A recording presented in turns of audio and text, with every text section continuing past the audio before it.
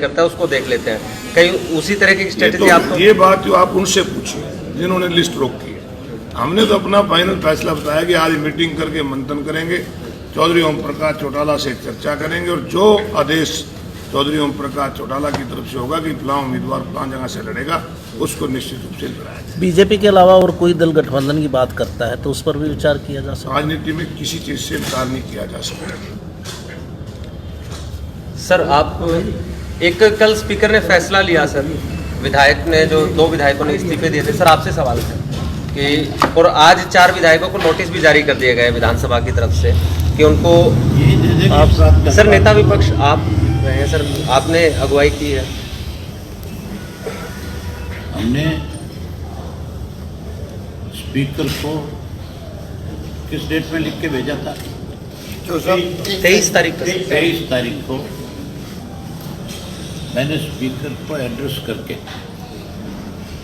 और अपना इस्तीफा भेजा था, जो 24 तारीख की प्रेस में सामने आया था। और मैंने उसमें ये कहा था कि जो 5 MLA हैं, जिनमें रणवीर गंगवा जी भी थे और जिनमें 4 जो है अपने आप को JJP के सहयोगी बताते हैं, उन 5 के लिए हमने ये लिख करके भेजा था कि स्पीकर इन 5 के खिलाफ पहले कार्रवाई करे और खास करके जो गंगवा जी बीजेपी में ज्वाइन किए, संविधान के मुताबिक और जो एंटी डिफेक्शन बिल आया था उसके मुताबिक कोई भी विधायक किसी भी पार्टी से या कोई मेंबर पार्लियामेंट किसी पार्टी से चुन करके जाता है, वो कोई दूसरी पार्टी ज्वाइन करता है तो कहते तो ये है कि ऑटोमेटिक उसकी मेंबरशिप खत्म हो जाती है। लेकिन रणवीर गंगवा ने तो स्वयं ये बात पेपरों में, इलेक्ट्रॉनिक मीडिया के सामने कही कि मैंने इस्तीफा नहीं दिया, मैंने बीजेपी ज्वाइन करी है। इसलिए हमने स्पीकर को लिखा कि इसको तुरंत डिसमिस किया जाए और तुरंत इसके खिलाफ जो विधानसभा के स्पीकर के विधानसभा के सचिवालय के तहत जो कार्रवाई बनती है वो कार्रवाई इसके खिलाफ की जाए। जहाँ हमने उसके खिलाफ कार्रवाई की बात करी थी, जहाँ उसको हमने कहा था कि इसको डिस्क्वालीफाई किया जाए, वहीं हमने उन 5 के लिए 4 के लिए और लिख करके दिया था कि ये 4 भी हमारी पार्टी के जिस सिंबल पे जीत करके आए, जिस पार्टी से जीत करके आए, उसके खिलाफ कहीं दूसरे मत साझा करते। हमने सबूत के साथ सारी चीज़ें उनको दी और उनसे कहा कि आप इनके खिलाफ भी तुरंत कार्रवाई करो। और बड़ी हैरानी की बात है, स्पीकर का जो फैसला आया कल, वो बड़ा अजीबोगरीब फैसला है। जब मैंने लिख करके भेज दिया स्पीकर को कि जब आप इन 2 के खिलाफ, इन 5 के खिलाफ कार्रवाई करोगे, एक्शन लोगे, अगर आप इनको डिस्क्वालीफाई करोगे तो मेरा इस्तीफा साथ के साथ मंजूर कर लेना। उनमें से 2 को उन्होंने इस्तीफे मंजूर कर लिया और जो इस्तीफे मंजूर किए, जिन लोगों ने ये कहा कि हमने इस्तीफे दिए ही नहीं, ये कहते हैं कि हमने 20 तारीख में मंजूर कर लिए। तो स्पीकर सच बोल रहे हैं या गंगवा सच बोल रहे हैं? कौन सच बोल रहे हैं इन दोनों में से? आपके सामने हिसार के अंदर प्रेस के सामने ये बात उन्होंने कही है गंगवा जी कि मैंने कोई इस्तीफा नहीं दिया और ना मैं इस्तीफा दूंगा। तो फिर स्पीकर किस आधार पे ये बात करते हैं कि 20 तारीख को मेरे पास इस्तीफा आ गया?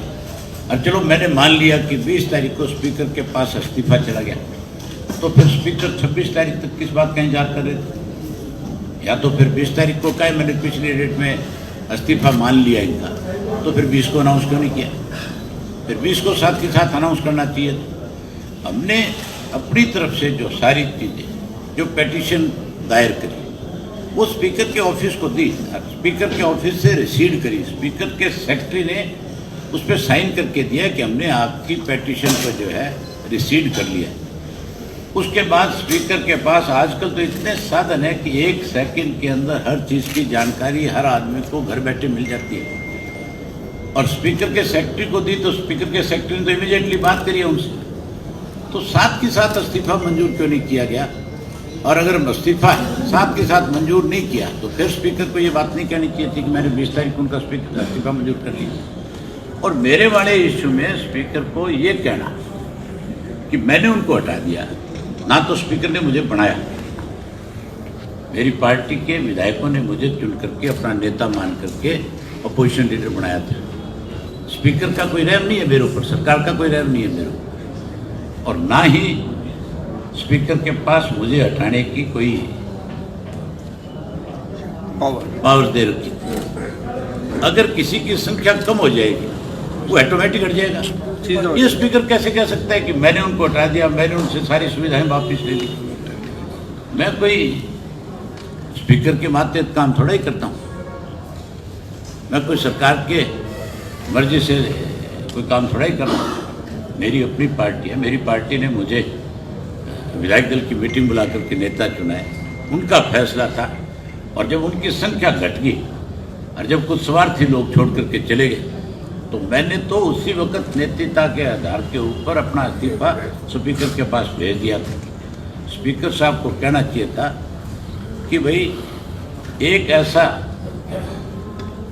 विधायक है जिसने आज तक किसी भी विधायक ने विधानसभा में या तो डिस्क्वालीफाई हुए हैं और या फिर उनको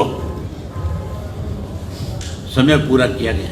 अकेला मैं था जिसने नैतिकता के आधार के ऊपर 1 मिनट नहीं लगाई। जैसे मुझे पता लगा कि रणवीर गंगवा ने बीजेपी ज्वाइन कर ली, मैंने साथ के साथ स्पीकर को लिख करके भेज दिया कि अगर इसका इस्तीफा मंजूर करते हो तो मेरा इस्तीफा साथ में मंजूर कर लिया जाए।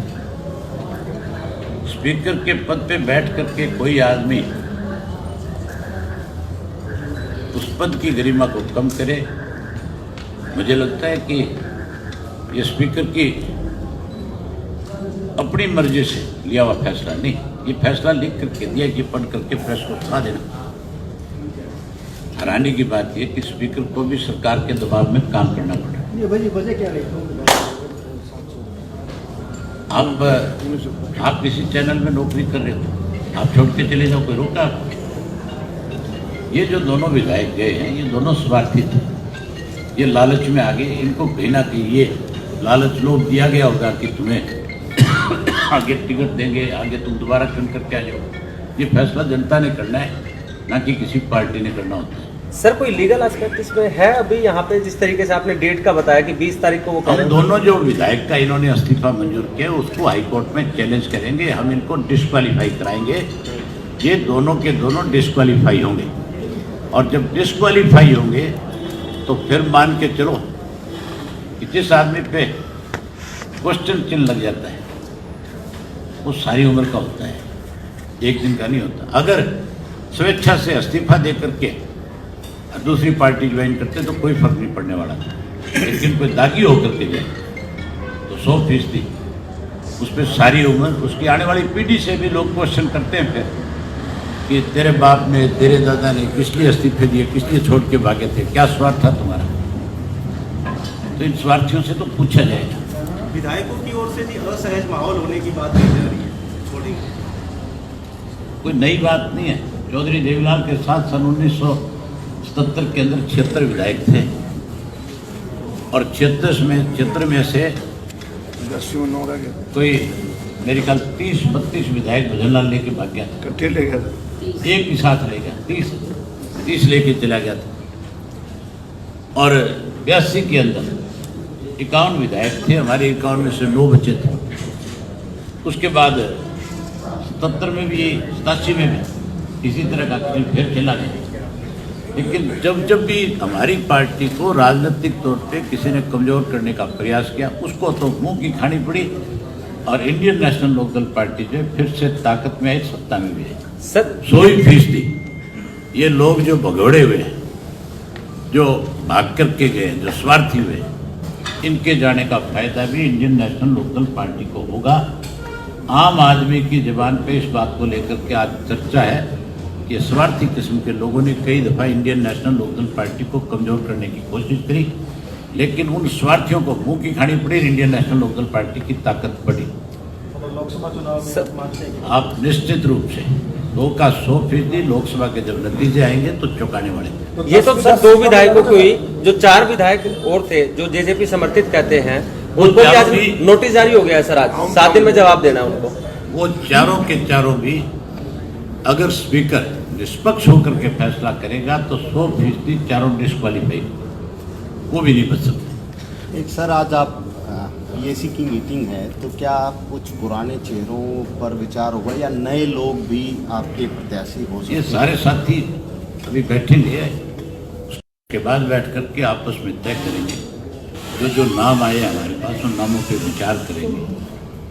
नामों पे विचार करके फिर चौटाला साहब को अध्यक्ष जी जा करके मिल करके उनसे चर्चा करके कौन कौन कैंडिडेट होंगे उस पर 100% लिस्ट जारी करेंगे। करंट कितने लोगों ने दावेदारी पेश की है? और इसी में सवाल है, क्या करण चौटाला परिवार और का अर्जुन कोई सदस्य चौटाला लोकसभा चुनाव लड़ेगा के सर? नाम पर भी चर्चा हो सकती है? क्या वो भी चुनाव मैदान में आ सकती है?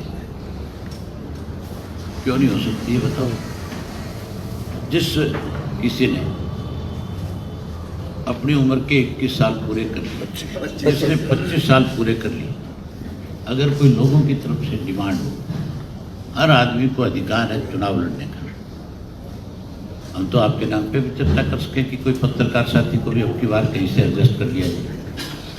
आपको तो मेरी ख्याल तब तो खुशी होगी ना, जरूर किसी पत्रकार का नाम किया है। रोहतक ही कर दो सर, रोहतक ही कर दो। तो तुम फैसला कर लो कौन से को लड़ाना। आप करो सर, आपकी है।